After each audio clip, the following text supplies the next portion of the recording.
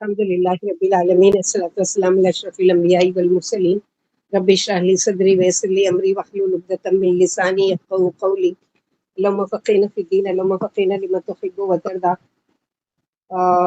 Word to word تو نہیں لیں گے اس لیے کہ تفسیر بہت زیادہ ہو گئی، آگے بھی ہوئی ہے نا سورہ محمد کی، تو ڈائریکٹ ہم لوگ انشاءاللہ شروع کرتے ہیں تفسیر سے۔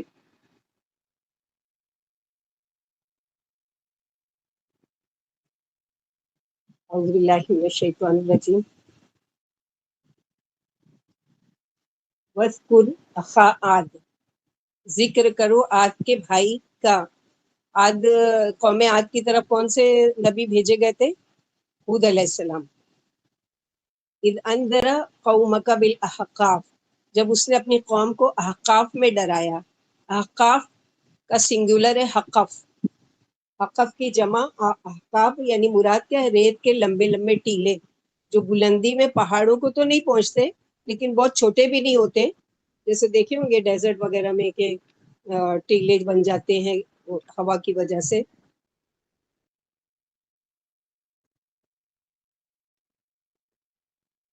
اصطلاح میں ربا خالی کی وہ جگہ جہاں آج کوئی آبادی نہیں ہے، یعنی احقاف وہ جگہ ہے جہاں آج کوئی آبادی نہیں ہے، بالکل ویران، جو یمن کے قریب ہے۔ تو یہاں پر اللہ سبحانہ و تعالیٰ اس کا ذکر کر رہے ہیں کہ وقد خلت النذر من بین یدیہ ومن خلفہ اللہ تعبدوا الا اللہ۔ ہر نبی کی جو دعوت رہی ہے کیا تھی کہ اس سے پہلے ہود علیہ السلام سے بھی پہلے کئی پیغمبر گزر چکے اور ان کے بھی بعد بھی آئے، اور سب نے کیا کہا کہ اللہ تعبدوا الا اللہ، اللہ کے سوا کسی کو عبادت کی، کسی کی بھی عبادت نہ کرو۔ انی اخاف علیکم عذاب یوم عظیم، بے شک میں تمہارے بارے میں بڑے دن کے عذاب سے ڈرتا ہوں۔ یعنی بڑا دن کون سا ہے؟ قیامت کا دن۔ کہتے ہیں کہ یعنی ہسٹری میں ہے کہ احقاف، آج اس احقاف کے علاقے کی حالت یہ ہے کہ یہ دور دور تک صحرا ہے، لقودک، ایسی جگہ ویران کہ اب وہاں کوئی جانے کی ہمت بھی نہیں کرتا۔ کیوں؟ اس لیے کہ 1843، تقریباً 100 سال پہلے، 100 سال کیا 200 سال پہلے، ابھی 20 چل رہا ہے نا، 1843 میں بویریا ایک کنٹری ہے، اس کا ایک فوجی، اس نے جنوبی کنارے پر پہنچا اس کے احقاف کے، کہتا ہے کہ حضر موت کے شمالی سطح سے دیکھا جائے تو یہ صحرا 1000 فٹ نیچے نشیب میں نظر آتا ہے۔ اس میں جگہ جگہ ایسے سفید ٹکڑے ہیں کہ ان میں جب کوئی چیز گر جائے تو ریت میں خود بخود ہی غرق ہو جاتی ہے۔ عرب کے بدو اس علاقے سے بہت ڈرتے ہیں، کسی قیمت پر وہ اس علاقے میں جانے کو تیار نہیں ہوتے۔ جب کوئی لے جانے کو تیار نہ ہوا تو وہ اکیلا ہی گیا ریسرچ کے لیے کہ میں دیکھوں تو یہ فیمس ہے یہ جگہ، کہ ایسی کیا چیز ہے کہ یہاں پر کوئی جا نہیں سکتا اور کوئی ٹک نہیں سکتا، کوئی چیز اگتی نہیں، تو کیا ہے وہاں پر؟ تو وہ اکیلا ہی گیا۔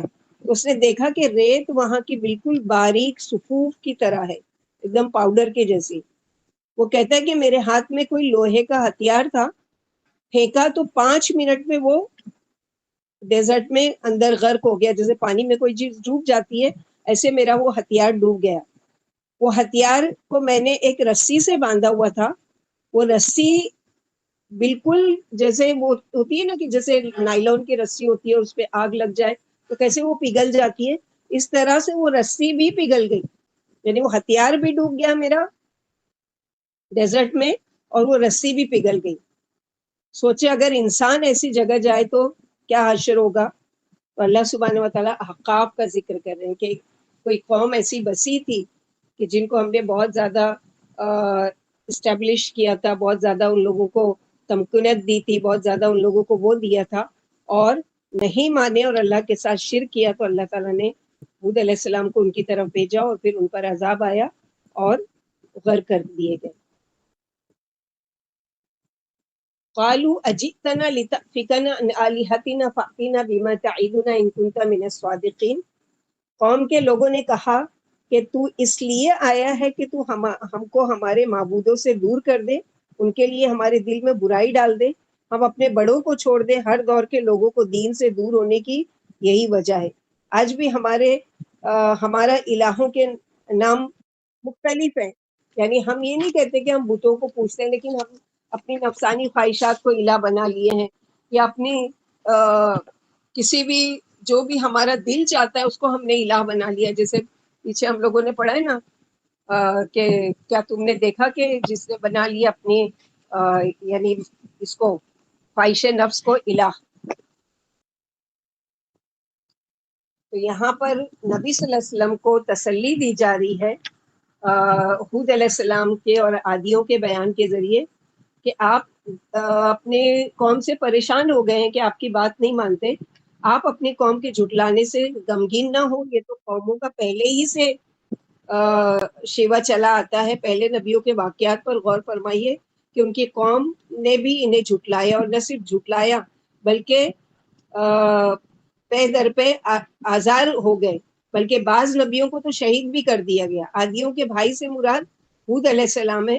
آپ کو اللہ تعالیٰ نے عاد اولا کی ہدایت کے لیے مبعوث فرمایا تھا۔ یہ لوگ احقاف میں سکونت پذیر تھے۔ احقاف ریت کے ٹیلوں کو کہا جاتا ہے، اس سے مطلق پہاڑ، غار اور حضر موت والی برہوت نامی وادی بھی مراد لی گئی ہے، جہاں کافروں کی روحیں پھینک دی جاتی تھی۔ یعنی یہ ایسی ہے کہ ان کو دفن نہیں کیا جاتا تھا، پھینک دیتے تھے اور وہ خود بخود اس میں چلی جاتی تھی اور غرق ہو جاتی تھی۔ ابن ماجہ میں ایک باب ہے کہ جب دعا مانگی جائے تو اپنی ذات سے شروع کی جائے۔ اس میں ایک حدیث ہے کہ اللہ ہم پر اور عادیوں کے بھائیوں پر رحم فرمائے۔ سورہ احقاف آیت نمبر 21، وقد خلت النذر، یعنی ہم نے نواحی بستیوں میں بھی اپنے رسول بھیجے تھے۔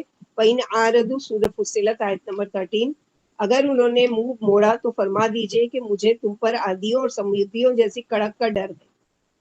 سورہ احقاف آیت نمبر 21، اللہ تعبدوا، یعنی حضرت حود علیہ السلام نے اپنی قوم سے فرمایا کہ اللہ کے سوا کسی غیر کی عبادت نہ کرو اور پکے سچے مخبین بن جاؤ، ورنہ ایک بڑے دن کے عذاب کا مجھے ڈر لگا ہوا ہے۔ تو قوم نے جواب دیا کہ آپ ہمیں بتوں کی تعظیم سے روک رہے ہو، ہمیں عذاب کی پرواہ نہیں ہے، جس عذاب کا آپ کو ڈر ہے وہ ہم پر آ جائے۔ چونکہ عذاب کو محال جان رکھتے تھے اس لیے عذاب مانگ رہے تھے۔ ایک منٹ، ہاں کوئی بیل بجی تھی۔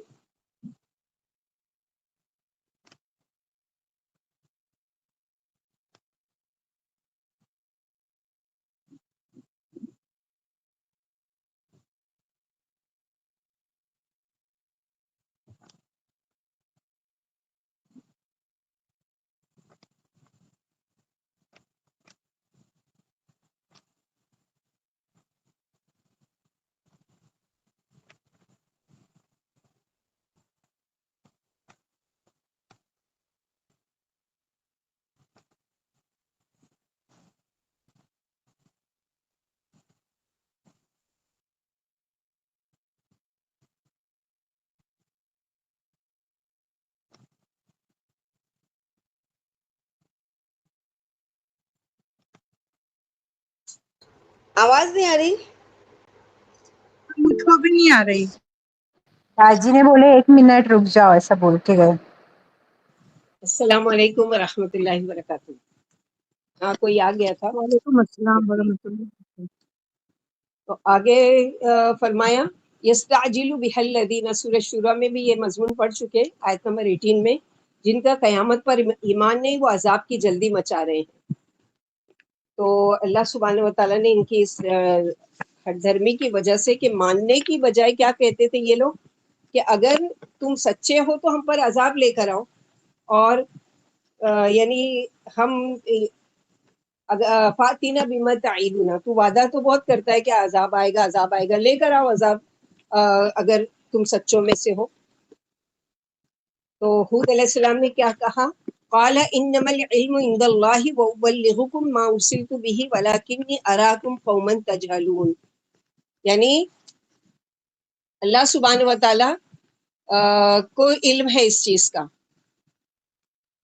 اور عذاب کی یہ لوگ وہ کیوں کرتے تھے، اتنا تکبر کرتے تھے کہ اللہ نے ان کو دنیا کی ہر نعمت دے رکھی تھی، اور اس کے باوجود بھی یہ کیا کر رہے ہیں کہ اللہ ہی کو نہیں مان رہے، اللہ کے رسول کی بات نہیں مان رہے۔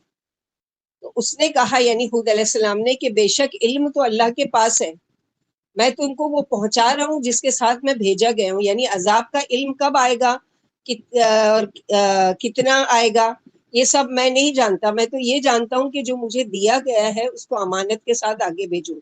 وَلَكِنِّي أَرَاكُمْ قَوْمًا تَجْهَلُونَ، مگر میں دیکھ رہا ہوں کہ تم لوگ جہالت برت رہے ہو، یعنی اپنی نادانی ناسمجھی کی وجہ سے میری تعلیم کو یعنی محض مذاق سمجھ رہے ہو۔ تمہیں نہیں معلوم کہ اس اللہ کا عذاب کیا چیز ہے اور کتنے قریب آ گیا ہے تمہارے۔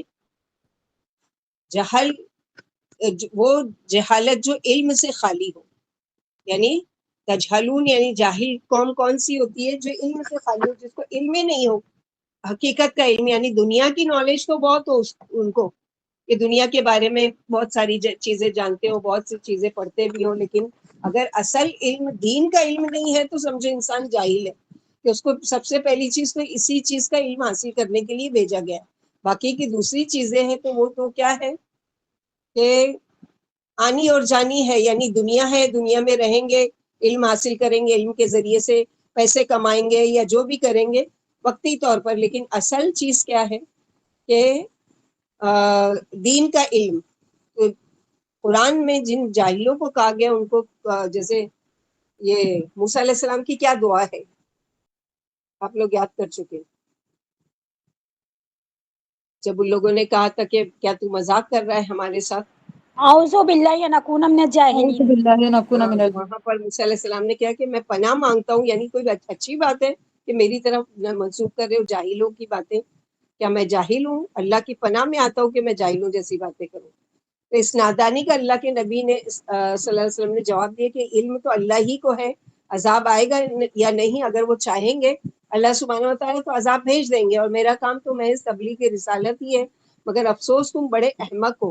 آخر اللہ کا عذاب بادل کی صورت میں آیا، ایک عرصے سے بارش بند تھی اور خوفناک قحط سالی پھیلی ہوئی تھی، یعنی جب ان لوگوں پر اللہ تعالیٰ نے عذاب کا ارادہ کیا تو ان کے ساتھ معاملہ کیا ہوا کہ ایسی وقت میں بادل بھیجا جب ان کو ایک امید بندھی، فلما رأوه عارضا مستقبل اوديتهم قالوا هذا عارض ممطرنا بل هو ما استعجلتم به ريح فيها عذاب أليم۔ پھر جب انہوں نے دیکھا کہ عذاب کو بادل کی شکل میں، عارض کہتے ہیں وہ بادل جو شروع میں آسمان کے کناروں پر دیکھا جاتا ہے پھر آہستہ آہستہ پھیل کر سارے آسمان پر چھا جاتا ہے، پہلے کونے میں کہیں دور ٹکڑا نظر آتا ہے، پھر تھوڑا تھوڑا کرتے کرتے کیا ہو جاتا ہے؟ پھیل جاتا ہے۔ میں نے ایک مرتبہ شاید لکھائی تھی بادلوں کی قسمیں، غمامہ اور وہ ساری چیزیں، اگر آپ لوگوں کو یاد ہو کوئی بک میں اگر لکھ کر رکھے ہو تو، ہے باجی۔ تو وہ دور سے آ رہا تھا ان کی وادیوں کی طرف سیاہ رنگ کا بادل۔ سیاہ رنگ کا بادل کس چیز کی نشانی ہوتی ہے؟ کہ اب بارش کی خوشخبری ہے کہ بارش برسے گی۔ جب ان لوگوں نے دیکھا تو خوش ہو گئے اور کہا قالوا ھذا عارض ممطرنا، انہوں نے کہا یہ تو بادل ہم پر بارش برسائے گا، یہ تو وہی چیز ہے جس کے لیے تم جلدی مچا رہے تھے، یعنی ان کو جواب دیا جا رہا ہے یہ بادل تمہارے لیے خوشی کا باعث نہیں ہے، یہ تو وہ ہے وہ وعدہ جس کی تم جلدی مچا رہے تھے اور اپنے نبی سے ڈیمانڈ کر رہے تھے کہ اگر تو سچا ہے تو لے آ ہم پر، یہ وہ ہے ریحن فیہا عذاب علیم، ایک ہوا آ رہی ہے جس میں دردناک عذاب ہوگا، ایسا دردناک عذاب کہ تدمر کل شیء بامر ربھا، جو ہر چیز کو برباد کر دے گا اپنے رب کے حکم سے۔ وَأَصْبَحُوا وَلَا يُرَىٰ إِلَىٰ مَسَاكِنِهِمْ، آخر کار ان کا حال یہ ہوا کہ ان کے رہنے کی جگہ کے سوا وہاں کچھ اور نظر ہی نہیں آتا تھا۔ جیسے سورہ حقہ میں آتا ہے کہ سخرها علیہم 7 لیال و8 ایام حسوما کذالک نجزی القوم المجرمین، اسی طرح ہم بدلہ دیتے ہیں، جزا دیتے ہیں یا دیں گے مجرموں کو، یعنی ایک ہوا کے ذریعے ہم یعنی ایک پوری قوم کو ختم کر سکتے ہیں ایک ہوا کے ذریعے۔ اسی لیے اللہ کے نبی صلی اللہ علیہ وسلم جب ہوا کو بادل آتا ہوا دیکھتے تھے یا ہوا کا وہ دیکھتے تھے تو بڑے یعنی ڈر جاتے تھے اور آپ دعا مانگنا شروع کرتے تھے، اللہم انی اسألک خیر و خیر ما فیہا واعوذ بک من شر و شر ما فیہا۔ تو یہ ساری چیزیں، کیونکہ ہوا کا چلنا آپ صلی اللہ علیہ وسلم کو پتا تھا کہ قرآن میں جو ذکر کیا جا رہا ہے تو وہ کس چیز کا ہو رہا ہے کہ عذاب کے لیے. تو اس لیے اللہ کے نبی صلی اللہ علیہ وسلم جب بھی بادلوں کو دیکھتے تھے اپنی چادر گھسیٹتے ہوئے جاتے تھے مسجد کی طرف اور 2 رکعت نماز پڑھتے تھے اور اللہ سے دعا کرتے تھے کہ اللہ تعالیٰ ہم سوال کرتے ہیں اس چیز کا کہ اس میں جو بھی خیر ہے اس خیر کا سوال کرتے ہیں، اور اللہ سبحانہ و تعالیٰ اس میں جو شر ہے اس سے شر سے ہم اللہ کی پناہ مانگتے ہیں. بہت ساری دعائیں ہیں کہ جو اس سے بچنے کے لیے آپ کے حسن المسلم میں موجود ہے، تو دیکھیے اس میں. اور جیسے اللہم انی اسألک خیرہا واعوذ بک من شرہا، اللہم انی اسألک خیرہا وخیر ما فیہا وخیر ما ارسلت بہ ما ارسلت بہ واعوذ بک من شرہا وشر ما فیہا وشر ما ارسلت بہ.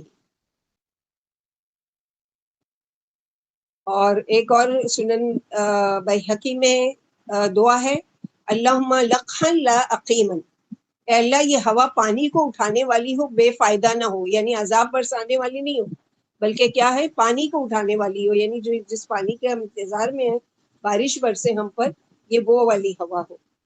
بہت ساری دعائیں ہیں ہم لوگوں کو بھی کبھی لقحن لام قاف ہا ہے، ہم؟ اللہم لقحن. ہاں یہ آپ کی جو نیو بک ہے نا سنن مسلم کی، ہاں اس میں ہے جہاں پر ہواؤں کی سب دعائیں نا وہاں پر ہے یہ دعا. اوکے. ٹھیک ہے، تو وہاں پر دیکھ لیجیے 3 دعائیں ایک ساتھ ہیں ہوا چلتے ہوئے کون سی دعا پڑھنا چاہیے. تو اللہ سبحانہ و تعالیٰ نے اس طرح سے تباہ کیا لیکن عاد کا کوئی نام و نشان ہی نہیں ملتا. یعنی دوسری قومیں، قوم لوط ہے، قوم سبا ہے اور دوسری قومیں ہیں وہ ہلاک کی گئی تو ان کا تو کم سے کم آثار موجود ہے، لیکن ان کو اس طرح سے ہلاک کیا اللہ تعالیٰ نے کہ ان کا نام و نشان تک باقی نہیں رکھتا. اللہ تعالیٰ نے سب کچھ تباہ و برباد کر دیا. اور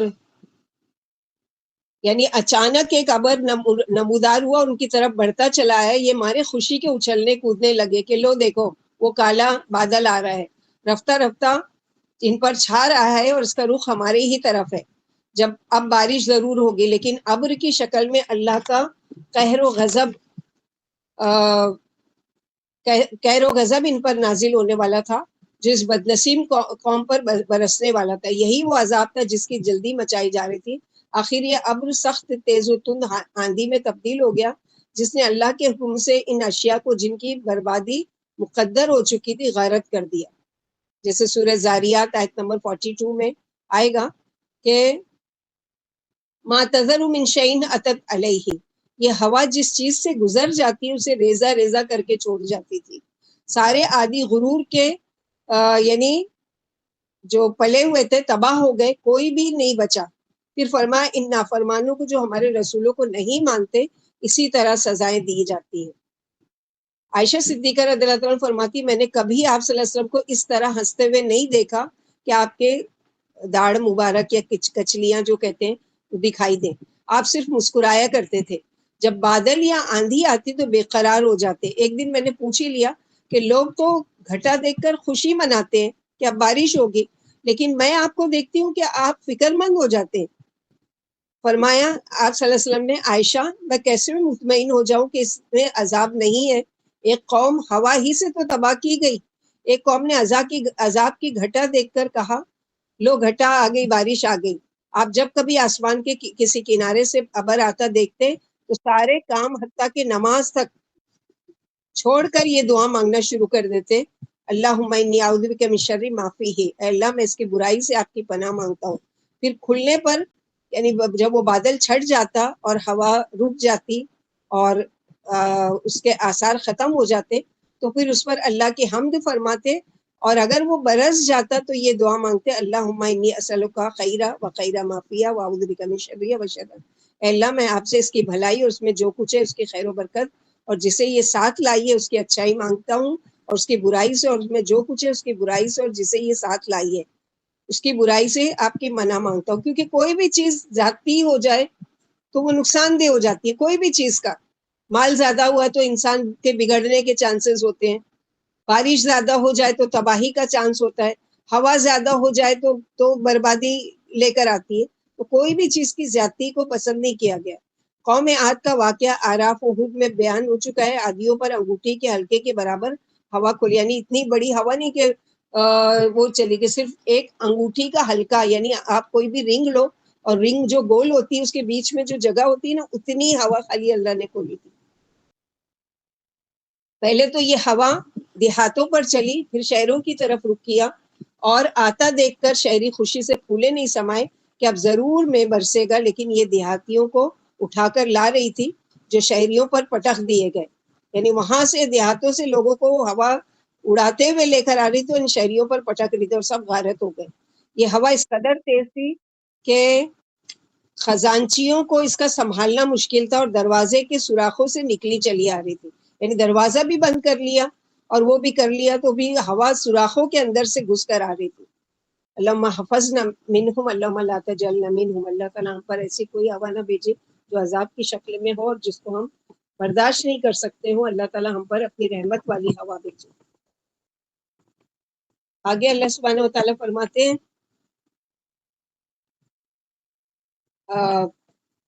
وَلَقَدْ مَكَّنَّاهُمْ فِيمَا إِن مَّكَّنَّاكُمْ فِيهِ وَجَعَلْنَا لَهُمْ سَمْعًا وَأَبْصَارًا وَأَفْئِدَةً فَمَا أَغْنَىٰ عَنْهُمْ سَمْعُهُمْ وَلَا أَبْصَارُهُمْ وَلَا أَفْئِدَةُهُم مِّن شَيْءٍ إِذْ كَانُوا يَجْحَدُونَ بِآيَاتِ اللَّهِ وَحَاقَ بِهِم مَّا كَانُوا بِهِ يَسْتَهْزِئُونَ. ان کو ہم نے وہ کچھ دیا تھا، ایسا بسایا تھا ان کو زمین میں جیسا کہ تم کو نہیں دیا. یعنی مال و دولت، طاقت، اقتدار. قریش مکہ کو سنایا جا رہا ہے قرآن کے ذریعے، پیغام دیا جا رہا ہے کہ تم اپنے دولت اور اپنی سرداری اور اپنے قبیلے کنبے پر بڑے اترا رہے ہو، تو تم کو تو ہم نے وہ کچھ دیا بھی نہیں جو قوم عاد کو ہم نے دیا تھا. کیا کچھ نہیں دیا تھا، ہر چیز سے ان لوگوں کو وہ کیا تھا. اور کسی بھی چیز میں تمہارا ان کا کوئی مقابلہ ہی نہیں ہو سکتا. مکے والے، تم تو مکے سے باہر نکلے ہی نہیں، وہ تو دنیا کے ایک بڑے حصے پر چھائے ہوئے تھے. وَجَعَلْنَا لَهُمْ سَمْعًا وَأَبْصَارًا وَأَفْئِدَةً، اور ہم نے ان کو کان، آنکھیں اور دل دیے تھے. فَمَا أَغْنَىٰ عَنْهُمْ سَمْعُهُمْ، تو ان کو نہ ان کا نہ کام آیا ان کا کان، ان کی آنکھیں، نہ ان کا دل، کیونکہ انہوں نے ان چیزوں سے صحیح کام یعنی صحیح استعمال ہی نہیں کیا، اس کا صحیح کام ہی نہیں لیا اس سے. اور جبکہ وہ ان سب چیزوں کا انکار کرتے تھے. بِآیاتِ اللہ وحاق بہم ما کانوا یستہزئون، اور اسی چیز کا کہ پکڑ میں آگے جس کا وہ مذاق اڑاتے تھے، اور اسی عذاب نے ان کو پکڑ لیا کیونکہ انہوں نے اللہ کی دی ہوئی صلاحیتیں، آنکھ، کان، دل، حق سننے کا کام لیا ہی نہیں. ہم اپنے آپ کو دیکھیں کہ یہ سب کچھ بھی ہم کو بھی اللہ تعالیٰ نے دیا ہے نا، کان دیا ہے، آنکھیں دی ہیں، دل دیا ہے، سب کچھ ہے. ہم کیا اس سے استعمال کرتے ہیں، یا اس کا استعمال کس طرح کرتے ہیں؟ اور پھر کیا ہم جب اللہ سبحانہ و تعالیٰ سے ملیں گے تو کیا ہم ان چیزوں کا، کیونکہ ہر ایک چیز کا سوال کیا جائے گا. اللہ تعالیٰ نے پوچھیں گے تم کو میں نے کان دیا تھا، کیا اس کا استعمال کیا؟ آنکھیں دی تھی، اس کو کیا کس کام کے لیے استعمال کیا؟ دل دیا تھا، دل میں کون سی بہت ساری کینہ، بغض، حسد، جلن، برائی اور دل سیاہ کالا لے کر آئے ہو، یا بقلب سلیم، کہ صحیح سلامت دل لے کر آئے ہو؟ یہ ہر ایک سے سوال کیا جائے گا. لو مقاصد نہ حساب یسیر ہے رب. تو ان لوگوں کے لیے بھی یہی تھا. تو قرآن جو ہے وہ صرف یہ نہیں ہے کہ جس کا نام لے کے ٹارگٹ کیا جا رہا ہے وہی ہے، نہیں. اس وقت کے مشرکین مکہ کو سنایا جا رہا ہے، آج ہم کو بھی سنایا جا رہا ہے قرآن کے ذریعے. یعنی سابق امتوں کو جس قدر ساز و سامان اور دولت و ثروت دی گئی تھی، تم تو ان کے ایک ایک کونے کے بھی قابل نہیں ہو. انہیں بھی ہم نے کان، آنکھیں اور دل دیے تھے جن سے انہوں نے حق نہیں پہچانا اور انہوں نے رائگاں کر دیا. جب انہوں نے ہماری آیتیں ٹھکرا دی اور عذابوں پر مذاق اڑائی تو ان کی دولت و عزت انہیں کچھ بھی کام نہیں آئی، اور ان ہولناک سزاؤں نے انہیں چاروں طرف سے آ گھیرا جن کا مذاق اڑایا کرتے تھے. تمہیں ان کے واقعات سے عبرت حاصل کرنی چاہیے، کہیں ایسا نہ ہو کہ تم بھی انہی کی طرح پکڑے جاؤ اور بے نام و نشان کر دیے جاؤ. مکہ والوں کو بار بار اللہ سبحانہ و تعالیٰ خطاب کر کے کہہ رہے ہیں کہ اب بھی سمجھ جاؤ کہ اپنے نبی کی بات مانو اور وہ کرو. وَلَقَدْ أَهْلَكْنَا مِن مَا حَوْلَكُم مِّنَ الْقُرَىٰ وَصَرَّفْنَا الْآيَاتِ لَعَلَّهُمْ يَرْجِعُونَ. اور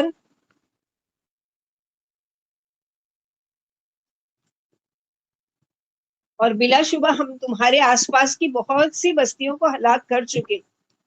قوم عاد ہے، قوم سمود ہے، قوم لوط کی بستیاں، قوم نوح جو عربوں کے قریب ترین تھی، اور پھیر پھیر کر لائے ہم آیات مختلف طریقوں سے، مختلف دلائل پیش کر کے. شاید یہ سمجھیں، شاید یہ پلٹیں کہ ہر قوم کا واقعہ بتانے کا مطلب کیا ہے، کہ تم اس انجام سے بچ جاؤ اور تم پر یہ حجت تمام ہو جائے کہ تم کو خبردار کرنے والے آئے تھے اور پہلے قوموں کے واقعات بھی بتاتے تھے. تو اللہ سبحانہ وتعالیٰ یہاں پر یہ بتا رہے ہیں فَلَوْلَا نَصْرَهُمُ الَّذِينَ اتَّخَذُوا مِن دُونِ اللَّهِ قُرْبَانًا آلِهَةً، پھر کیوں نہ انہوں نے ان ہستیوں کی مدد کی جنہیں انہوں نے چھوڑ کر اللہ کا تقرب سمجھتے ہوئے مضبوط الہ بنایا تھا، جن کے بارے میں یہ سمجھتے تھے کہ یہ اللہ کے پسندیدہ لوگ ہیں، ان کے وسیلے سے اللہ کے ہاں ہماری رسائی ہوگی، یا ہمیں اللہ کے قریب کرتے ہیں، قرب کا ذریعہ ہے. یعنی اللہ سبحانہ وتعالیٰ بتا رہے ہیں کہ آج کے بھی بہت سارے ہیں نا کہ ہمارے پیر ہم کو اللہ سے چھڑا لیں گے اور ہم کو اللہ کے عذاب سے بچا لیں گے. تو مکہ والوں تم آس پاس والی بستیوں پر نگاہ ڈالو کہ دیکھو کیسی کیسی قومیں تباہ کر دی گئی اور انہوں نے کس کس طرح سے اپنے کرتوتوں کی سزا بھگتی. کسی زمانے میں احقاف یمن میں عادی آباد تھے. ان کی تاریخ پڑھو، مکہ اور شام کے درمیانی راہ میں علاقہ عرب میں سمودیوں کا جو حشر ہوا اسے سوچو. اہل یمن سبا والے اور اہل مدین کے انجام پر غور کرو، اور جو تمہارے راستے میں ہی پڑتا ہے. ہم نے اپنی آیتیں کھول کھول کر طرح طرح سے بیان کر دی تاکہ لوگ برائیاں چھوڑ کر بھلائیاں اختیار کریں. یعنی ان مشرکوں نے اس باطل گمان پر غیر اللہ کو پوجنا شروع کر دیا تھا کہ یہ انہیں اللہ کے قریب کر دیں گے. لیکن کیا اس وقت جب ان کو ہمارے عذابوں نے آ گھیرا اور انہیں مدد کی سخت ضرورت تھی، کسی نے ان کی مدد کی اور انہیں ہمارے عذاب سے چھڑایا؟ ہرگز نہیں، بلکہ وہ تو آڑے وقت ان سے گم ہو گئے اور ان کا سراغ بھی نہیں ملا. معلوم ہوا کہ ان کی پرستش سراسر غلطی پر مبنی تھی اور ان کی عبادت محض کذب و افترا تھی. یہ انہیں معبود سمجھ رہے تھے اور انہی پر بھروسہ کیے بیٹھے تھے. کتنا زبردست دھوکہ اور نقصان تھا. آج بھی اللہ سبحانہ وتعالیٰ آج کے دور میں بھی ہم کو دکھا رہے ہیں نا. مثلا یہ کہ 1200 سال پرانی قبروں کو بلڈوزر سے اکھاڑ دیا جا رہا ہے، وہ کیا جا رہا ہے. حالانکہ مسجد کے ساتھ بھی یہی ہو رہا ہے. مسجد اللہ تعالیٰ کا گھر ہے اور جو کچھ ہو رہا ہے اللہ کے اذن سے ہو رہا ہے. لیکن آج جو قبروں کے پجاری ہیں، ذرا وہ اپنی آنکھوں سے پر اپنے دماغ پر غور کریں کہ اگر وہ تمہارے کوئی نفع و نقصان کے مالک ہوتے، تمہاری بگڑی بنانے کے قابل ہوتے، تو آج اپنے ٹھکانوں کو کیوں برباد ہونے دیتے؟ کیوں نہیں تمہاری آنکھیں یہ ساری چیزیں کھلتی؟ قرآن یہی چیز کی تو دعوت دیتا ہے اور تم اس دعوت کو چھوڑ کر اندھی تقلید میں ہی لگے ہوئے ہو. بچپن سے اپنے ماں باپ کو دیکھے کہ قبروں کی پوجا کرتے ہیں تو ہم بھی وہی کر رہے ہیں. تو کیوں نہیں آنکھیں کھولتے اور کیوں نہیں اللہ تعالیٰ سے توبہ کرتے اور پلٹتے کہ قرآن تو تم کو اسی چیز کی دعوت دیتا ہے. یہ سارے الہوں کو چھوڑ کر ایک اللہ، ایک ہستی جو ہے، جو اللہ سبحانہ وتعالیٰ کی، اللہ کی عبادت کرو، اللہ کو چھوڑ کر دوسروں کو شریک نہیں بناؤ. بس یہی تو اللہ تعالیٰ چاہتے ہیں. اور کیا چاہتے ہیں تم سے؟ یہ تو نہیں چاہتے کہ رات دن فرشتوں کی طرح بس تسبیحات میں لگے رہو اور سجدوں میں ہی پڑے رہو اور نہ کماؤ نہ کھاؤ نہ کچھ کرو. ایسی تو نہیں پابندی ڈالی گئی نا. ریلیکس ہو جاؤ، کھاؤ پیو، اپنے تجارت کے کام دندے کرو، وہ ساری چیزیں کرو. اس میں صرف 5 وقت میں نماز پڑھو. 50 وقت کی تو نہیں ڈالی، 50 وقت کا اجر رکھا ہے، لیکن 50 وقت کی نماز منسوخ کر دی گئی. یہ بھی اللہ کا بہت بڑا احسان ہے اور اللہ سبحانہ وتعالیٰ کو پتا تھا. اور موسیٰ علیہ السلام اپنی قوم کا تجربہ بتا رہے ہیں کہ بار بار آپ صلی اللہ علیہ وسلم کو واپس بھیج رہے ہیں، جائیے مجھے اپنی قوم کا بہت اچھے سے تجربہ ہے، ہرگز نہیں پڑے گی. اور آج قوم کر کے بتا رہی ہے کہ واقعی جس چیز کا حیا آ رہی تھی اللہ کے نبی صلی اللہ علیہ وسلم کو، کیا میری قوم 5 وقت بھی نماز نہیں پڑھے گی؟ آج وہ قوم کر کے بتا رہی کہ ہاں نہیں پڑھیں گے. یعنی زبان سے تو نہیں کہتے، دوسری چیزوں پہ تو بڑے دیش میں آ جاتے ہیں. مسلمان نماز چھوڑ کر بیٹھے، اس لیے آج یہ حالت ہے ہماری. لیکن ہم اس چیز پر غور نہیں کرتے. ہم کیا سوچتے ہیں، وہ فلاں ہم پر غالب ہے، وہ فلاں ہم پر وہ کہ تو وہ مسلط کیوں کیا گیا؟ آپ کی نااہلی کی وجہ سے، آپ کی کم عقلی کی وجہ سے، آپ کو اللہ کو چھوڑ کر غیروں کو یعنی عبادت کی وجہ سے، اللہ کے رسول صلی اللہ علیہ وسلم کی اطاعت کو چھوڑ کر بدعت کرنے کی وجہ سے، تو اپنے اعمال پر ہم کو غور کرنے کی ضرورت ہے. ہم کو یہ نہیں کہ ہم بس یہ بولتے کہ ارے وہ تو ہمارے ساتھ یہ کر رہے ہیں وہ کر رہے ہیں. ہو ہی نہیں سکتا. اتنا بڑا ظلم تو نہیں ہے جیسے مشرکین مکہ کیا کرتے تھے. یعنی ایمان والوں پر آپ صلی اللہ علیہ وسلم کو کم تکلیف دی گئی، لیکن آپ ثابت قدم رہے نا. یہ نہیں کہ یا اللہ یہ تو بہت مشکل ہے مجھ پر اور میرے ماننے والوں پر، اور ہمارے لیے تو بہت وہ نہیں. ایسی ہمت تو نہیں ہاری نا، یا عبادت سے تو نہیں موڑا کبھی اللہ تعالیٰ کے، یا کبھی ایسا نہیں ہو کہ ٹھیک ہے ہم مان لیتے ہیں. آپ نے تو کبھی بھی ان کے ساتھ کمپرومائز نہیں کیا. اس کے باوجود بھی کئی آیتوں میں کہ اگر آپ ان کی بات مان لیتے اور ان کے طرف ذرا بھی جھک جاتے تو آپ بھی لمن ظالمین میں سے ہو جاتے. حالانکہ آپ صلی اللہ علیہ وسلم نے کبھی بھی نہیں ان کی کسی بھی بات میں کمپرومائز نہیں کیا اس چیز کے لیے. آگے ہے جنوں کا ذکر شروع ہو رہا ہے، کیونکہ قرآن جو ہے، اسلام، قرآن، یہ سارے برابر ہیں جنوں کے لیے بھی اور انسانوں کے لیے بھی. اور اللہ کے رسول صلی اللہ علیہ وسلم جنوں پر بھی رسول بنا کر بھیجے گئے اور انسانوں پر بھی، کیونکہ جتنے بھی انبیاء آئے وہ انسانوں میں سے آئے، جنوں میں سے رسول نہیں آئے. تو اللہ سبحانہ و تعالیٰ نے آپ صلی اللہ علیہ وسلم کو دعوت و تبلیغ کے لیے یعنی جنوں پر بھی رسول بنا کر دیتا. وہی صرفنا الیکا نفرم من الجن یستمعون القرآن فلما حضروا قالوا انصتوا فلما قضی ولوا الی قومهم منذرین. یہاں ایک خاص واقعے کی طرف اشارہ ہے. نبی صلی اللہ علیہ وسلم جب مکے والوں سے مایوس ہو گئے تو تبلیغی دورے پر طائف تشریف لے گئے. یعنی بہت زیادہ ان لوگوں نے دل دکھایا مشرکین مکہ نے، اور بہت زیادہ تکلیف دی. تو آپ کیا یہ کہ سوچے کہ چلو ان پر تو میں نے محنت کر لی، یہ تو پلٹنے والے نہیں اور ماننے والے نہیں ہے، لہٰذا میں طائف کی طرف جا کے کوشش کرتا ہوں کہ شاید وہ لوگ مان لیں. لیکن طائف والوں نے بھی آپ کا بہت برا استقبال کیا، کوئی بات آپ کی نہیں مانی، بہت تکلیف دہ حالت میں وہاں سے پلٹے.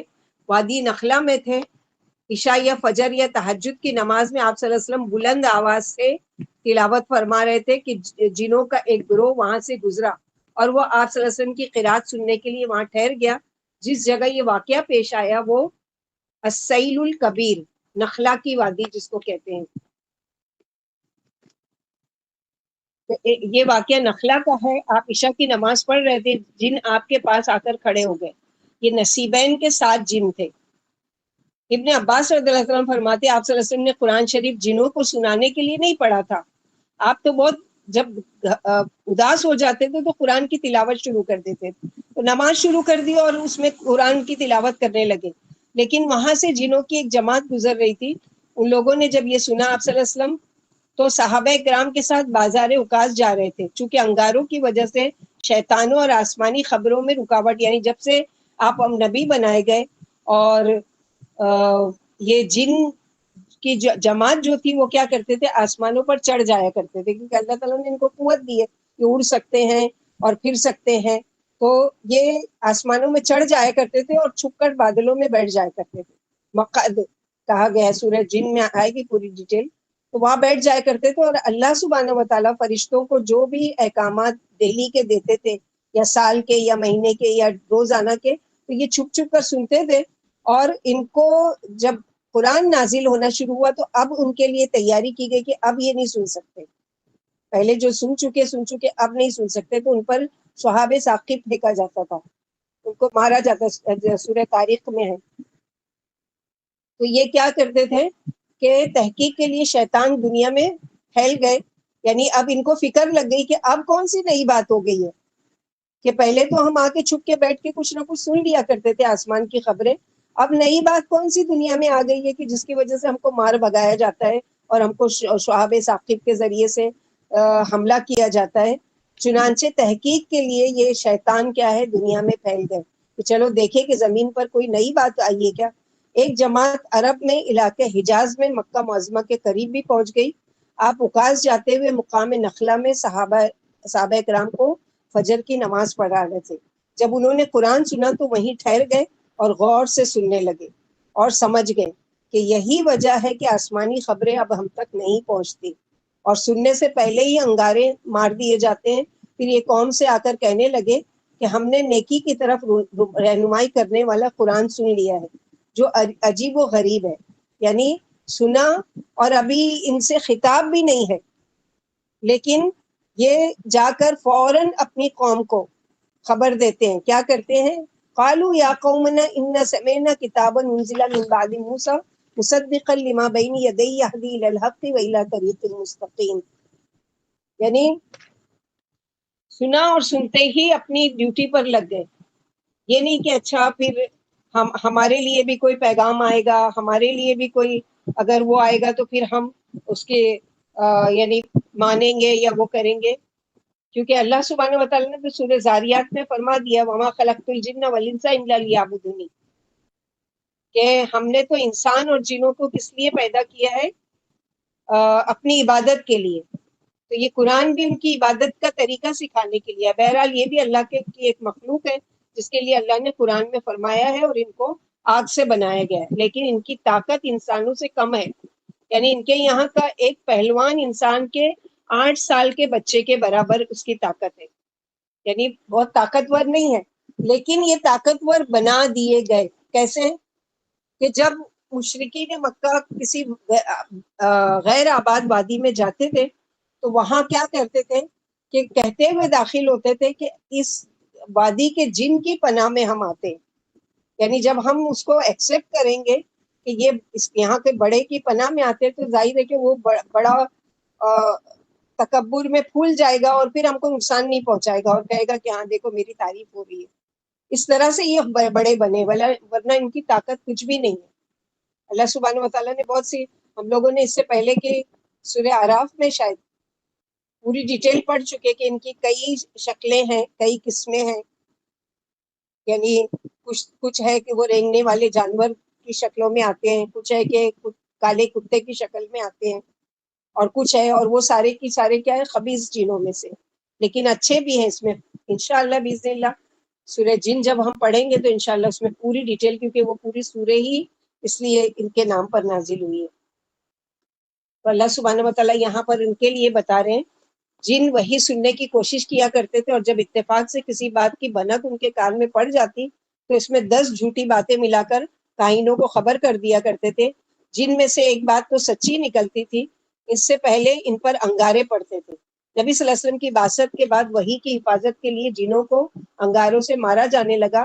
جب یہ وحی سننے کے لیے پہنچے تو فوراً ایک شعلہ گرتا اور یہ بھاگ آتے۔ انہوں نے ابلیس سے شکایت کی، اس نے کہا کوئی نئی بات ضرور ہے۔ آخر اس نے تحقیق کے لیے چاروں طرف شیطان دوڑا دیے۔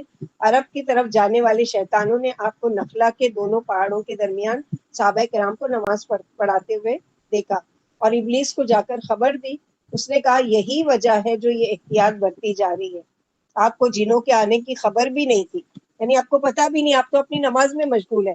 اللہ سبحانہ و تعالیٰ بتا رہے ہیں قرآن میں، جو لوگ دعویٰ کرتے ہیں نا کہ رسول اللہ صلی اللہ علیہ وسلم علم غیب جانتے ہیں، ہم ان کی تعظیم کرتے ہیں، وہ ہم کو دیکھ رہے ہیں، ان سب کے لیے جاہلوں کو یہ پتہ چلنا چاہیے کہ قرآن میں کیا فرمایا ہے، کہ وہاں سے گزر رہے ہیں، وہ کھڑے ہو گئے، سننے لگے، قرآن سن کے چلے گئے اپنی قوم کو دعوت دینے، لیکن اللہ کے نبی صلی اللہ علیہ وسلم کو کچھ بھی خبر نہیں، جب تک کہ اللہ تعالیٰ نے وحی کے ذریعے، پھر بعد میں وحی کے ذریعے خبر ہوئی۔ ابن اسحاق نے آپ کے سفر طائف کا پورا واقعہ لکھا ہے اور یہ دعا بھی نقل کی ہے جو آپ نے، بڑے دل اداس تھا آپ کا اور آپ رو رو کر اللہ سے دعا کر رہے تھے۔ اللہم الیک اشکو، پوری دعا سیرت کی کتاب میں موجود ہے، یعنی اے اللہ میں اپنی کمزوری اور بے سر و سامانی کی شکایت صرف اور صرف آپ سے کرتا ہوں۔ اے ارحم الراحمین، آپ بڑے رحیم و کریم ہیں، آپ ہی کمزوروں کے آقا اور میرے مربی ہیں۔ اے اللہ مجھے کس کے حوالے کر رہے ہیں؟ کیا آپ مجھے عاجز کرنے والے دور کے دشمن کے یا قریب والے دوست کے حوالے کر رہے ہیں جسے میرے بارے میں تو آپ نے اختیار دے دیا ہے؟ مجھے اپنے اس دکھ کی بالکل پرواہ نہیں، بشرط یہ کہ آپ مجھ سے راضی رہیں، لیکن اگر آپ مجھے عافیت اور سلامتی سے رکھیں تو یہ میرے لیے آرام دہ ہے۔ میں آپ کے رخ انور کے ساتھ جس سے تمام اندھیرے مٹ جاتے ہیں اور جس پر دینی اور دنیاوی تمام کاموں کا دار و مدار ہے، اس بات کی آپ سے پناہ مانگتا ہوں کہ مجھ پر آپ کا خیر و عذاب نازل ہو۔ مجھے تو آپ کی ہی خوشنودی مطلوب ہے، اور نیکی اور بدی کی طاقت آپ ہی کی مدد سے ہے۔ طائف سے واپس ہوتے ہوئے آپ نے نخلا میں رات گزاری، اور اسی رات قرآن پڑھتے ہوئے نصیبین کی جنہوں نے آپ سے قرآن سنا۔ آپ صلی اللہ علیہ وسلم کا طائف کا سفر ہجرت سے 1 یا 2 سال پہلے کا ہے، جو آپ صلی اللہ علیہ وسلم کے چچا ابو طالب کا انتقال ہو چکا تھا۔ ابن ابی شیبہ میں 9 جن بتائے گئے ہیں، جن میں سے ایک کا نام زوبعہ بتایا گیا ہے۔ انہی کے بارے میں آیتیں اتری ہیں۔ اس آیت سے اور ابن عباس والی روایت سے معلوم ہوا کہ پہلی مرتبہ جنوں کی موجودگی کا علم آپ کو نہیں ہوا۔ جب ان کے گروہ وفد کی صورت میں حاضر خدمت ہوئے تو ان کا آپ کو علم تھا، جو بعد کا واقعہ جس کا ذکر مسلم شریف میں ہے۔ قرآن سننے کے لیے جنوں کی ایک جماعت نے توجہ کی، اور سب سے اہم بات کہ کیا ہے کہ یستمعون القرآن، غور سے انہوں نے سنا قرآن۔ جیسے اس سے پہلے بھی ہم لوگ پڑھ چکے نا، سورہ اعراف کی ہی آیت ہے کہ وَإِذَا قُرِئَ الْقُرْآنُ فَاسْتَمِعُوا لَهُ وَأَنصِتُوا لَعَلَّكُمْ تُرْحَمُونَ۔ اگر تم چاہتے ہو کہ تم پر رحم کیا جائے تو تم قرآن کو غور سے سنو۔ تو قرآن کیا ہے، مذاق کی چیز نہیں ہے کہ برکت کے لیے اس کو لگا لیے گھر میں اور چلتے پھرتے، ٹھیک ہے وہ ایک الگ چیز ہے کہ آپ اللہ کے ذکر سے جڑے رہو، ایک الگ چیز ہے، لیکن اسپیشلی جب قرآن پڑھا اور پڑھایا جا رہا ہے، جیسے ابھی کی کنڈیشن ہے۔ اب آپ لوگوں میں سے کون کون سی کنڈیشن میں مجھے نہیں معلوم، اللہ تعالیٰ دیکھ رہے ہیں، اللہ تعالیٰ کو پتا ہے کہ کون کس حالت میں ہے۔ کوئی لیٹے لیٹے سن رہا ہے، کوئی کھانا کھاتے ہوئے سن رہا ہے، کوئی سوتے ہوئے سن رہا ہے، کوئی سنتے سنتے سو گیا ہے، واللہ عالم۔ تو یہاں پر کیا ہے کہ لعلکم ترحمون، اگر تم چاہتے ہو کہ اللہ تم پر رحم کرے تو قرآن کو کیا کرو، غور سے سنو۔ اور غور سے سننے کے بعد کیا ہے، یعنی ہم نے آپ کی طرف جنوں کی ایک جماعت کو متوجہ فرمایا جو آپ سے قرآن عظیم سن رہی تھی۔ جب وہ سب اکٹھے ہو گئے تو تلاوت سے پہلے انہوں نے سب سے کہہ دیا کہ خاموش ہو جاؤ۔ تو 2 ادب قرآن کا یہاں پر بتایا، ایک تو یہ ہے کہ غور سے سننا، اور اگر کوئی نہیں سن رہا ہے تو اس کو کہنا کہ خاموش ہو جاؤ، یعنی بالکل غور۔ انسان 2 کام ایک ساتھ کر رہا ہو تو اس کی توجہ ویسی نہیں ہو سکتی۔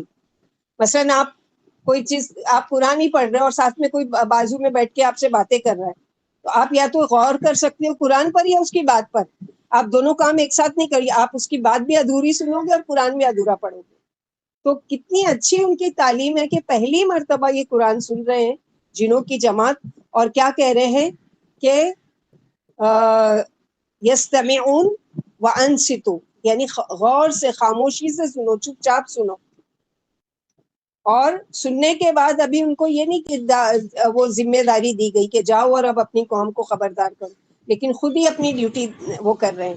اور کیا کہہ رہے ہیں، قالوا یا قومنا انا سمعنا کتابا انزل من بعد موسیٰ مصدقا لما بین یدیہ یہدی الی الحق والی طریق مستقیم، یعنی اے پیاری قوم، اللہ کی دعوت کی طرف جھک جاؤ۔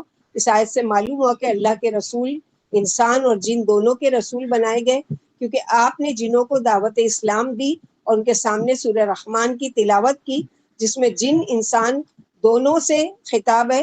یغفر لکم، یعنی اسلام لانے سے اللہ تمہارے سارے گناہ معاف کر دیں گے اور تمہیں دکھ والے عذاب سے بھی بچا لیں گے۔ جیسے کہ سورہ رحمان کی تفسیر میں انشاءاللہ ہم لوگ پڑھیں گے، لیکن شارٹ میں دیکھتے ہیں کہ جب اللہ کے نبی صلی اللہ علیہ وسلم سورہ رحمان پڑھ کر سنا رہے تھے صحابہ کرام کو، تو خاموشی سے، کیونکہ صحابہ کرام کا وہ تھا طریقہ تھا کہ حدیث میں آتا ہے کہ ایسے بیٹھ جاتے تھے کہ جیسے ان کے سروں پر پرندے آ کر بیٹھ گئے، یعنی بالکل ہلتے بھی نہیں تھے، اسٹیچو کی طرح بیٹھ جاتے تھے، اتنے غور سے سنتے تھے۔ تو ایسی ہی خاموشی سے سن رہے تھے سورہ رحمان آپ صلی اللہ علیہ وسلم کی زبانی۔ تو آپ صلی اللہ علیہ وسلم نے فرمایا، جب اس فبأي آلاء ربكما تكذبان، پورے قرآن میں کتنی مرتبہ، پورے سورے میں کتنی مرتبہ آئی یہ آیت؟ سورہ رحمان میں 33 31 ٹائم، 31 ٹائم آیا۔ تو 31 ٹائم آپ پڑھ کر سنا رہے ہیں فبأي آلاء ربكما تكذبان، اور صحابہ کرام بالکل خاموش ہیں۔ تو آپ صلی اللہ علیہ وسلم نے فرمایا تم سے جن اچھے، کہ جب ان کی جماعت پر میں نے یہ پڑھا قرآن تو ان لوگوں نے جواب دیا لا نکذب بشیء لا بشیء بالنعمتی کا نکذب ولک الحمد، یعنی ہم کسی بھی چیز کو آپ کی نعمت کو نہیں جھٹلاتے، اے ہمارے رب آپ کے لیے تمام تعریف ہے۔ تو ہم کو بھی چاہیے کہ ہم چلو پوری سورہ پڑھ رہے ہیں، ایک ایک آیت پر رک رک کر دعا تو نہیں، تو پوری پڑھنے کے بعد لاسٹ میں پڑھ لیں کہ ہم بھی جواب دیں، تاکہ ہماری بھی اس میں وہ ہو کہ دیکھو اللہ کے نبی صلی اللہ علیہ وسلم نے جو تعریف کی ہے اس کے بہت سے دلائل ہیں۔ مثلا اس کی ایک دلیل تو یہ آیت ولیمن خاف مقام ربہ جنتان، سورہ رحمان آیت نمبر 26، یعنی رب سے ڈرنے والوں کے لیے دو دو جنتیں ہیں۔ پھر جنوں اور انسانوں تم اپنے رب کی کس کس نعمت کو جتلاؤ گے، اس آیت میں اللہ نے دونوں لوگوں پر احسان جتایا کہ ان کے تقوی کا بدلہ جنت ہے۔ یہ آیت سن کر انسانوں کی بنسبت جنہوں نے شکر زیادہ ادا کیا کہ یعنی اے ہمارے رب ہم آپ کی کسی نعمت کا انکار نہیں کرتے، یہ تو ناممکن ہے کہ ان پر وہ احسان جتایا جائے جو ملنے والا نہ ہو۔ ایک اور دلیل ہے کہ جب کافر اور جنوں کو دوزخ میں ڈالا جائے گا جو اللہ کا انصاف ہے، تو مسلمان جنوں کو جنت کیوں نہیں ملے گی، جو رب کا فضل ہے، بلکہ جنت بدرجہ اولا ملنی چاہیے۔ پھر جنوں کے جنت میں جانے کی وہ تمام آیتیں دلائل ہیں جو عام ہیں، اور عام طور پر مومنوں کو جنت کی بشارت دی جاتی ہے، یعنی جو مومن جن ہیں انسان ہیں وہ جنت میں جائیں گے، جو کافر جن اور انسان ہیں وہ جہنم میں جائیں گے۔ مثلا سورہ زخرف آیت نمبر 107 میں ان الذین آمنوا وعملوا الصالحات کانت لهم جنات الفردوس نزلا، اور دلیل ملاحظہ ہو کہ جنت میں تو تمام مومنوں کے جانے کے بعد بھی بہت جگہ بچے گی جس کو ایک نئی مخلوق سے بھرا جائے گا۔ پھر بھلا مومن جن کیوں نہ جنت میں جائیں گے، انہیں تو بدرجہ اولا جانا چاہیے۔ ایک اور دلیل ہے آیت میں ایمان پر دو باتیں مرتب کی گئی ہے، مغفرت عذاب سے رہائی، اور یہ دونوں چیزیں دخول جنت کو لازم ہے، کیونکہ آخرت میں جنت ہے یا جہنم، کیونکہ جو کوئی دوزخ سے بچا لیا گیا وہ قطعی جنتی ہے۔ ایسی کوئی صریح آیت نہیں جس سے معلوم ہو کہ مومن جن دوزخ سے رہائی کے باوجود جنت میں نہیں جائیں گے، تو ان کے ساتھ بھی وہی معاملہ کیا جائے گا۔ سورہ جن میں پڑھیں گے وَإِنَّا مِنَّا الْمُسْلِمُونَ وَمِنَّا الْقَاسِطُونَ، وہ خود اقرار کر رہے ہیں کہ ہمارے میں کچھ مسلمان بھی ہیں اور ہمارے میں کچھ قاسطون یعنی اللہ کے نافرمان بھی ہیں۔ تو یہ ان لوگوں کا وہ ہے، اور ان کے وہاں بھی ہماری ہی طریقے پوری وہ ہے، یعنی یہ بچے بھی ہوتے ہیں، پیدا بھی ہوتے ہیں، بڑے بھی ہوتے ہیں، ان کی شادیاں بھی ہوتی ہیں، ان کے بھی بچے ہوتے ہیں، اور ان کی بھی اپنی ایک آبادی ہے، جیسے کہ اللہ کے نبی صلی اللہ علیہ وسلم، ان کا بھی کھانا پینا ہے، جیسے کہ اللہ کے نبی صلی اللہ علیہ وسلم نے فرمایا کہ تم یہ گوبر اور ہڈی اس سے استنجا مت کیا کرو، بلکہ پتھر کا جو مٹی کا ڈھیلا ہوتا ہے اس سے استنجا کیا کرو۔ صحابہ کرام نے پوچھا کہ کیوں یا رسول اللہ صلی اللہ علیہ وسلم ہم ہڈی اور گوبر سے استنجا نہیں کریں، تو کہا کہ یہ تمہارے جنوں کا کھانا ہے، کہ تم جو ہڈیاں کھا کر پھینک دیتے ہو، اللہ سبحانہ و تعالیٰ اس کے اوپر گوشت چڑھا دیتے ہیں اور وہ اس کو بڑے شوق سے مرغوب غذا ہے ان کی، وہ کھاتے ہیں، تمہارے بھائی جنوں کی غذا ہے۔ اور گوبر کیوں نہیں استنجا کرنا، کیونکہ گوبر ان کے جانوروں کا کھانا ہے۔ اس سے کیا پتہ چلا کہ ان کے وہاں بھی جانور ہیں، ان کے وہاں بھی مخلوق ہے، ان کی بھی شادیاں ہوتی ہیں، ان کے وہاں بھی میت ہوتی ہے، وہ بھی نماز پڑھتے ہیں، وہ بھی حج کرتے ہیں۔ جیسے ہم کو ثبوت ملتا ہے نا کہ عرفات کے میدان میں کیوں ہم کو کہا گیا کہ مغرب کی نماز بھی نہیں پڑھو اور جلدی سے وہاں سے نکلو، اس لیے کہ جیسے ہی سورج غروب ہوتا ہے ویسے ہی اب جنوں کی جماعت کا حج شروع ہونے والا ہوتا ہے، اسی لیے کہا گیا ہے کہ وہ پھیلیں اور تم کو نقصان پہنچائیں یا تم کو تکلیف دیں یا ان کو تکلیف ہو تم سے، تم اس سے پہلے وہاں سے خالی کر دو۔ یہ جو یہ ہے عرفات کا میدان، اسی لیے کہا گیا ہے۔ ہم لوگوں کو تعجب لگتا ہے نا کہ ہر جگہ تو کہا گیا اول وقت میں نماز پڑھو، اور وہاں پر نماز کا وقت ہو بھی گیا ہے تو کہا جا رہا ہے کہ نہیں جاؤ اور مزدلفہ میں نماز جمع کر کے پڑھنا، جمع قصر کر کے، تو یہی وجہ ہے۔ اور یہ الجزیرہ دجلہ و فرات کا درمیانی علاقہ کا یہ تاریخی شہر جنوبی ترکی میں شامی سرحد پر واقع ہے. اس کے بالمقابل یعنی جو یہ وادی ہے اس کی نصیبین کی، وہ کہاں پر ہے کہ اس کے بالمقابل سرحد پار شام کا شہر القا مشلی ہے. شمال عراق کے شہر موصل اور نصیبین کا درمیانی فاصلہ تقریباً 250 کلومیٹر ہے. ماضی میں موصل سے شام جانے والے قافلے نصیبین سے گزرتے تھے. موجم البلدان کے مطابق نصیبین اور اس کی نواحی بستیوں میں 40,000 باغات تھے. شہنشاہ فارس نوشیروان ساسانی جو فوت ہوا 579 قبل مسیح میں، نے جب اس کا محاصرہ کیا تو شہر فتح نہیں ہو رہا تھا. اس نے طیر انشا سے بڑی تعداد میں بچھو منگوائے اور انہیں شیشے کی بوتلوں میں بھر بھر کے ارادہ منجیق کی طرح کا آلہ کے ذریعے شہر میں پھینکا تو اہل شہر ان بوتل بموں کی تاب نہ لا سکے اور اس طرح سے شہر فتح ہوا. حضرت امیر معاویہ عہد عثمانی میں شام کے گورنر تھے. جب عامل نصیبین نے شکایت کی کہ اہل شہر بچھوؤں کی کثرت سے مصیبت میں گرفتار ہیں، معاویہ رضی اللہ عنہ کے حسب حکم بچھو مارنے کا معاوضہ مقرر کر دیا گیا تو لوگ بچھوؤں کے درپے ہو گئے، حتیٰ کہ ان موذیوں کی تعداد نہ ہونے کے برابر. یعنی یہ جو حملہ کیا تھا اس بادشاہ نے اس شہر کو خالی کرانے کے لیے، اس نے کیا چال چلی تھی کہ کانچ کی بوتلوں میں بچھوؤں کو بھر بھر کے ان پر پھینکتا تھا اور وہ جا کے پٹتی تھی جب تو وہ پورے بچھو پھیل جاتے تو اس طرح سے وہ لوگ جگہ خالی کر کے چھوڑ دیے گئے. اس طرح سے اس طریقے سے اس نے اس شہر پر جیت حاصل کی. تو یہ سیریا اور عراق کے بیچ کی جگہ ہے، نصیبین کی جگہ کہا جاتا ہے، جو یہ جہاں کے جنوں کی بات کی جا رہی ہے. باجی باجی ہم، آپ نے کیا بتائے جنوں کا کہ یہ عرفات کے میدان میں پھر یہ نماز نہیں پڑھ کے پھر مزدلفہ میں پڑھتے؟ ہاں کیا اس لیے کہ ان کے حج کا ٹائم شروع ہوتا ہے نا، جب ہم خالی کر کے نکل چکے ہوتے ہیں تو پھر ان کا حج یعنی یہ بھی حج کرتے ہیں اور ان کا وقت شروع ہوتا ہے وہاں پر عرفات میں ٹھہرنے کا. تو یہ بھی قرآن سنتے ہیں، قرآن کی تلاوت کرتے ہیں اور نمازیں بھی پڑھتے ہیں باجماعت. یعنی بعض دفعہ ہمارے حرم میں ہوتے یا کہیں بھی ہوتے تو یہ بھی جماعت سے نماز پڑھ رہے ہوتے، لیکن ہم کو دکھا نہیں کیونکہ اللہ تعالیٰ نے ان کو بنایا ہے. اب اس سے پہلے کی کون سے سورے میں پڑھ چکے نا کہ تم نہیں دیکھ سکتے ان کو، لیکن وہ تم کو دیکھتے ہیں جہاں سے بھی تم یعنی تم جہاں بھی ہوتے اور جس حالت میں بھی ہوتے. اسی لیے کہا گیا ہے نا کہ کپڑا بھی اپنا اتارو تو کیا کہہ کر بسم اللہ، کہ خبیث جن جو ہے وہ ان کی بھی نظر لگتی ہے. بعض دفعہ بولتے ہیں ہم لوگ سوچ میں پڑ جاتے ہیں نا کہ بخار آ رہا ہے اتر نہیں رہا ہے اور کسی کے ساتھ ابھی تو ہم کہیں گئے بھی نہیں، کوئی ہمارے گھر آیا بھی نہیں، تو یہ کیسے ہو گیا کہ رپورٹس بھی ساری نارمل ہے اور پھر بھی بخار نہیں اتر رہا ہے، پھر بھی بیماری نہیں جاری. کیا ہے تو جو لوگ کپڑا اتارتے ہوئے بسم اللہ نہیں کہتے اور یہ ان کے جسموں کو دیکھ لیتے ہیں چاہے مرد ہو یا عورت، اور جب ان کو کوئی چیز خوبصورت نظر آتی ہے تو وہ کیا کرتے ہیں اس پر فدا ہو جاتے ہیں، عاشق ہو جاتے ہیں.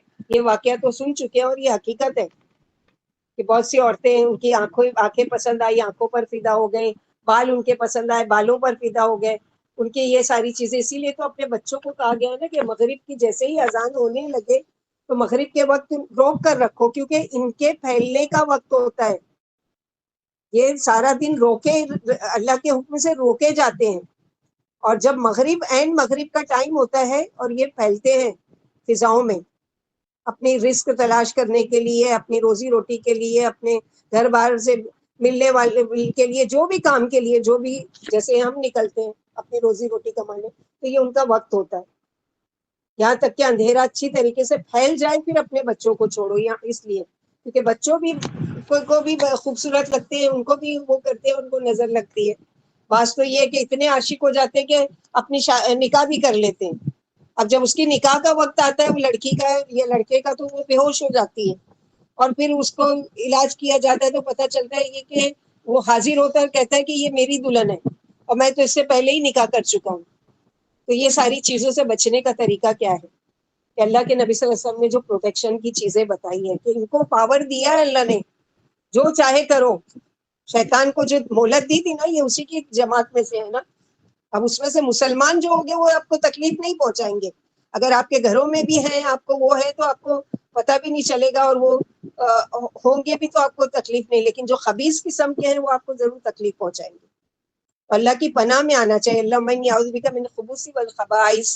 اسی لیے ٹوائلٹ میں جاتے ہوئے بھی اور صبح شام کے اذکار میں بھی اور وہ ساری چیزیں، اور جیسے اس میں بھی پڑھتے ہیں نا قل اعوذ برب الناس ملک الناس الہ الناس من شر ما خلق من شر غاسق اذا وقب ومن شر النفاثات في العقد ومن شر حاسد اذا حسد.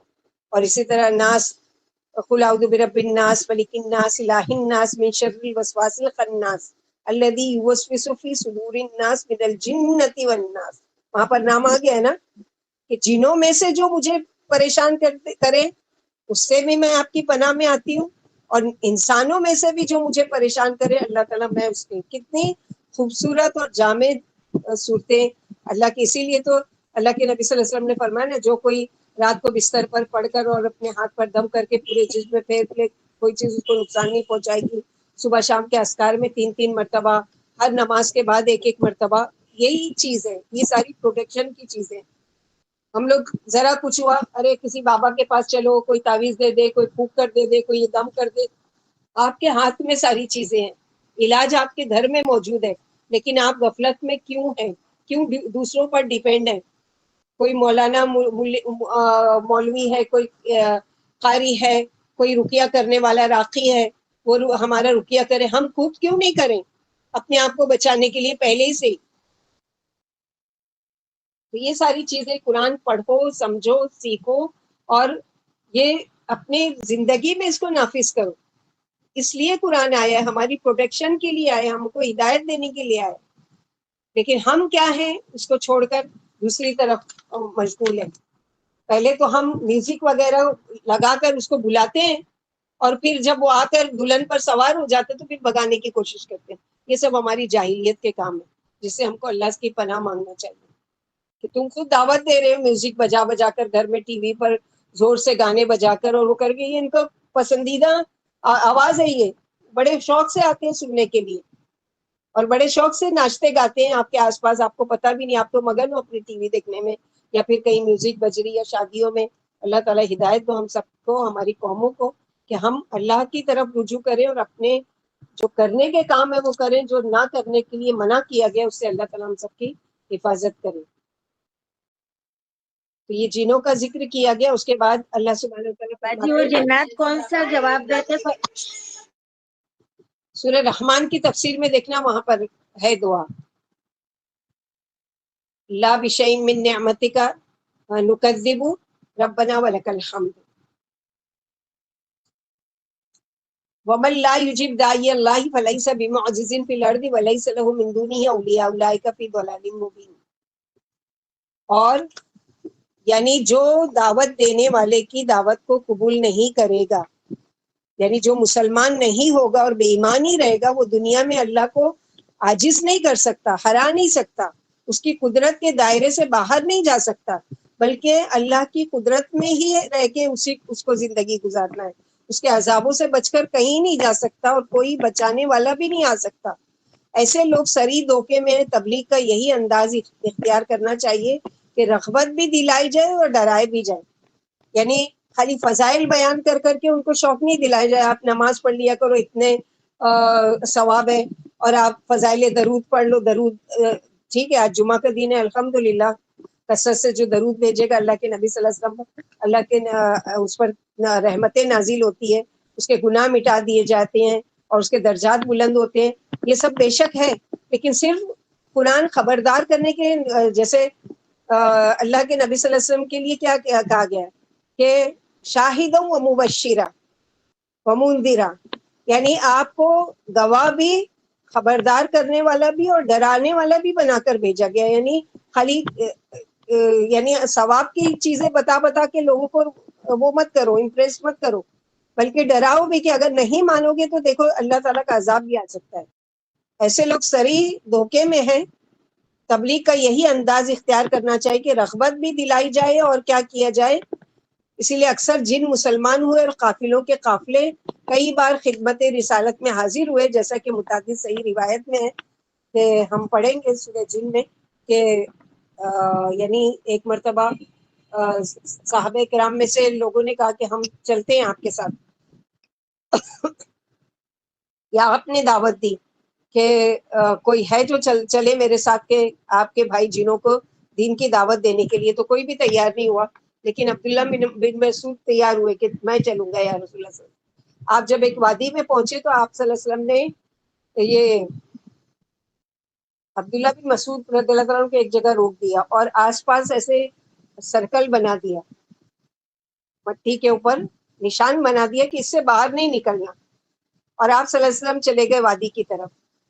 اب عبداللہ بن مسعود رضی اللہ عنہ کھڑے ہیں اور کچھ آوازیں سن رہے ہیں، یہ اس کی جیسے ڈراؤنی آوازیں، تو بڑے پریشان ہوئے کہ اللہ کے رسول صلی اللہ علیہ وسلم کو نعوذ باللہ کچھ ہو تو نہیں گئے، اور چاہا کہ میں نکلوں تو اتنے میں دیکھا کہ آپ صلی اللہ علیہ وسلم وادی کی طرف سے آ رہے ہیں، تو آپ صلی اللہ علیہ وسلم کو بتایا یا رسول اللہ میں نے کچھ آوازیں ایسی سنی جس کی وجہ سے میں گھبرا گیا تھا کہ پتہ نہیں آپ کو تو نہیں کوئی نقصان پہنچا، تو اللہ کے نبی صلی اللہ علیہ وسلم نے فرمایا نہیں، میں نے ان کو دعوت پیش کی اور ان میں سے مسلمان ہوئے اور اپنی قوم کی طرف دعوت و تبلیغ کے لیے گئے، اور اگر تم اس حصار سے نکلتے تو وہ تم کو یعنی ہلاک کر دیتے یا تم کو تباہ کر دیتے، یعنی اللہ تعالیٰ نے جو ان کو قوت دی ہے اس کے مطابق، تو اچھا ہوا کہ تم یہاں سے نہیں نکلے ورنہ تم کو وہ نقصان پہنچاتے۔ اولم يروا ان اللہ الذی خلق السماوات والارض ولم يعي بخلقهن بقادر على ان يحيي الموتى بلا انه على كل شيء قدیر، کیا انہوں نے دیکھا نہیں کہ اللہ نے آسمانوں کو اور زمین کو پیدا کیا ہے اور نہیں تھکے وہ ان کے پیدا کرنے سے، ان کی پیدائش سے اللہ تعالیٰ کو کوئی تھکاوٹ نہیں ہوئی۔ یہاں پر یہ کیوں کہا جا رہا ہے؟ یعنی کیا قیامت کے منکروں نے یہ نہیں دیکھا کہ اللہ نے بڑے بڑے آسمان بنائے، زمین پیدا کی اور ان کی پیدائش نے اسے کچھ بھی نہیں تھکایا، اس نے کن کہا اور یہ چیزیں ہو گئی۔ بھلا کس کا پتہ ہے جو حکم کی خلاف ورزی کرے، بلکہ خوشی خوشی ڈرتے ہوئے حکم کی بجاوری میں لگ گئے اور پیدا ہو گئے۔ کیا اتنی زبردست اور مکمل قوت و قدرت والے مردے جلانے پر قادر نہیں، جس کا صرف حکم چلتا ہے اور چیزیں ہو جاتی ہیں؟ جیسے سورہ غافر آیت نمبر 57 میں پڑھ چکے، لخلق السماوات والارض، یعنی آسمان و زمین کی پیدائش بنسبت انسان کی پیدائش کے بڑی مشکل اور بھاری ہے، لیکن اکثر لوگ شعور سے محروم ہیں۔ جب اس نے آسمان و زمین جیسی وسیع مخلوق پیدا کر دیے تو انسان کا پیدا کرنا خواہ اول میں ہو یا دوسری دفعہ کون سا مشکل کام ہے؟ اسی لیے آخر آیت میں فرمایا کہ وہ ہر چیز پر بڑی زبردست قدرت رکھتے ہیں، چنانچہ موت و حیات پر بھی قادر ہے اور زندگی بعد الموت پر بھی، ہر چیز اس کی قدرت کے گھیرے میں ہے۔ یہ کیوں آیا ہے اس آیت میں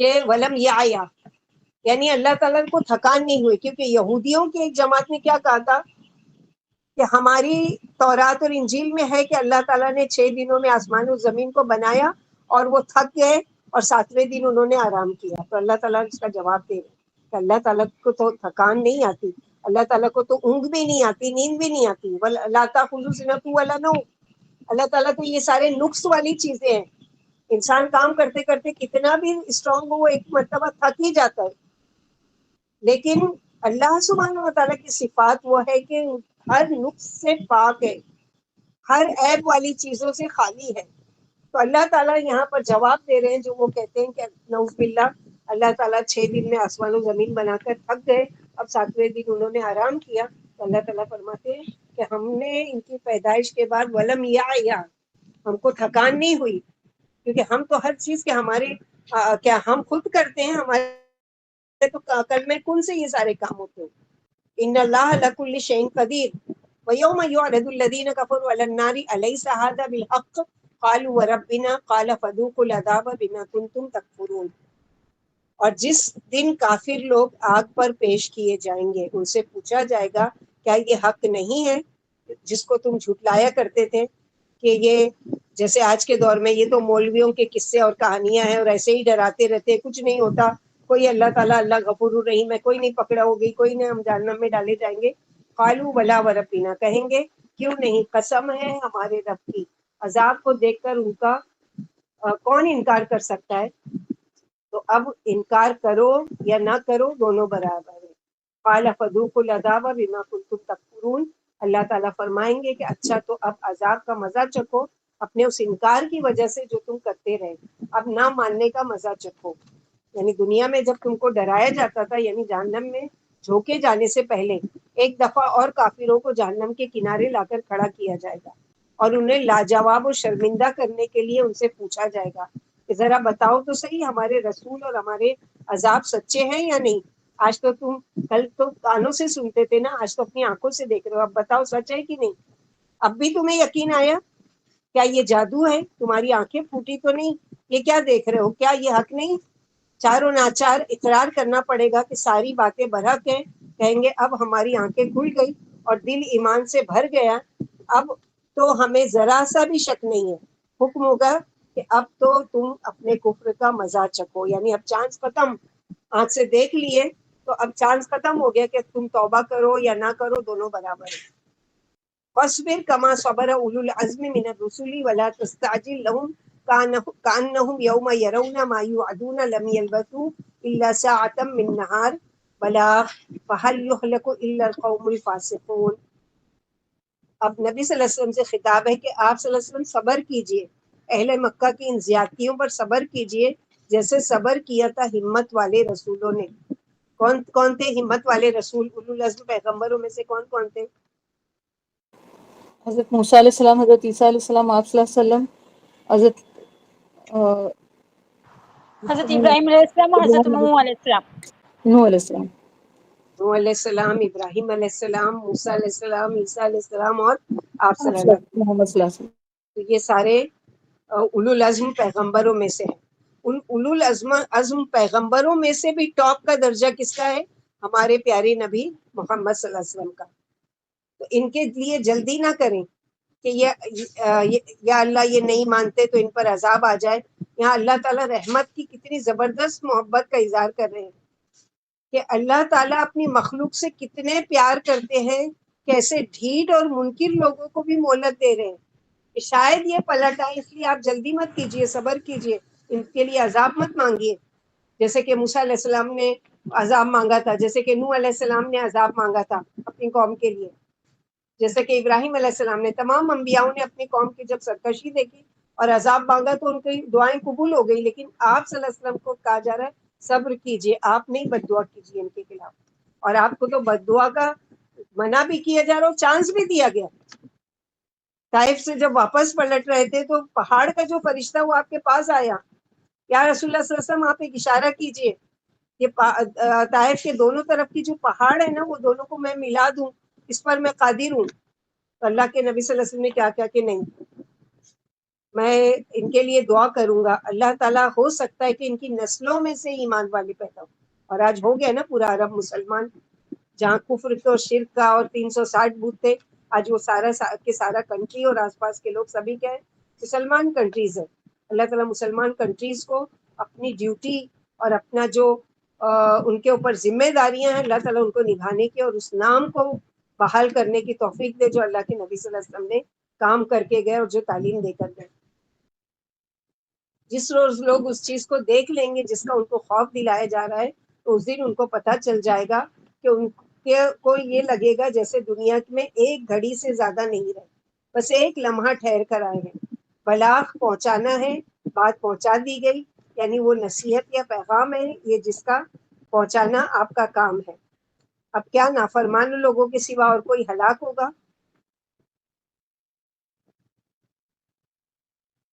یعنی اولو العزم پیغمبر ان کو کیوں کہا گیا کہ ان پر ہی سب سے زیادہ بڑی بڑی آزمائشیں آئی، لیکن ان لوگوں نے کیا کیا؟ صبر کیا.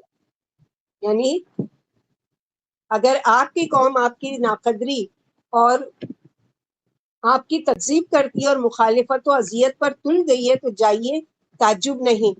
بلند ہمت اور سابق پیغمبروں کو دیکھو کہ انہوں نے کیسی کیسی اذیتیں اور کیسے کیسے دکھ سہے اور بھاری بھاری مخالفتوں کو صبر سے جھیلا. آپ نوح علیہ السلام، ابراہیم علیہ السلام، موسیٰ علیہ السلام اور عیسیٰ علیہ السلام کو یاد کر لیجئے، کیونکہ یہی 4 اولو العزم پیغمبر ہیں اور 5ویں آپ صلی اللہ علیہ وسلم ہیں جو ان چاروں سے افضل ہیں. ان کے نام سورہ احزاب اور سورہ شورى میں خصوصیت سے بیان کیے گئے ہیں. سورہ احزاب اور سورہ شورى دونوں میں اولو العزم پیغمبروں کے نام آئے ہیں. پھر فرمایا جب عذاب اور جہنم دیکھ لیں گے تب انہیں ایسا معلوم ہوگا انہوں نے دنیا میں دن کا کچھ حصہ ہی گزارا ہے. جیسے سورہ نازیات کانہم یوم یرونہا آیت نمبر 46، جس دن یہ قیامت دیکھ لیں گے تو انہیں ایسا معلوم ہوگا کہ دنیا میں محض صبح ایک شام ہی بسر کی. وَيَوْمَ يَحْشُرُهُمْ سورہ یونس آیت نمبر 45، جس دن اللہ انہیں اکٹھا کریں گے تو انہیں ایسا معلوم ہوگا کہ دن کی ایک یعنی دنیا کی عمر ان کو ایسی کہ دن کے ایک ساتھ کے لیے دنیا میں ٹھہرے تھے. بلاغ میں دو چیزیں ہیں. نمبر ایک یعنی دنیا کی عمر صرف ہمارے پیغام پہنچا دینے کے لیے ہی تھی. دوسرا بلاغ کا معنی کیا ہے کہ یہ قرآن عظیم صرف پہنچا دینے کے لیے ہے، یعنی اس کی ہر آیت لوگوں تک پہنچا دی جانی چاہیے کہ یہ سراسر تبلیغ ہے.